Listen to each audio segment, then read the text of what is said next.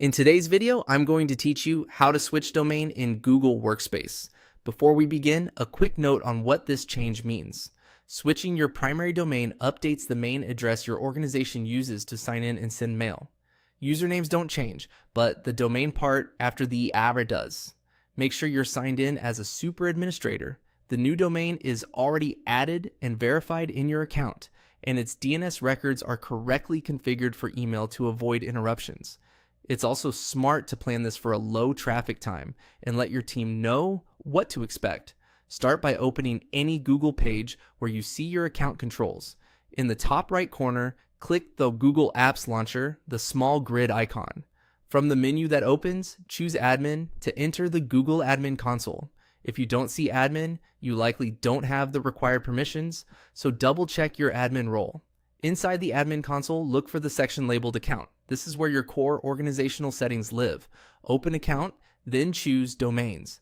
Domains is where all the domain addresses connected to your organization are listed, including your current primary domain, any secondary domains, and domain aliases. You'll want to confirm that the domain you intend to promote is visible and verified here. If it isn't verified, you won't be able to make it primary. Next, select Manage Domains. This view gives you a clear overview of your domains and their status. Take a moment to confirm which domain is currently primary and which one you plan to switch to. If you rely on email heavily, verify that the new domain's MX records are already in place with your DNS provider to ensure mail delivery continues smoothly after the switch. When you're ready, click Change Primary Domain. A guided prompt will appear asking you to pick the new primary domain from your verified list. You'll also see reminders about what changes.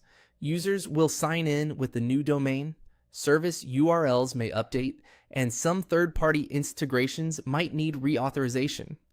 Read these notes carefully, select the correct domain, then confirm the change. After the switch completes, sign out and back in using your new primary domain to verify access. Let your users know they should do the same. Update bookmarks if admin or service URLs changed, and review integrations or SSO apps to ensure they point to the new domain. If you want to keep receiving mail sent to the old address, keep that domain as a secondary or alias so messages continue to flow. That's it. With these steps, you've switched your primary domain in Google Workspace confidently and with minimal disruption.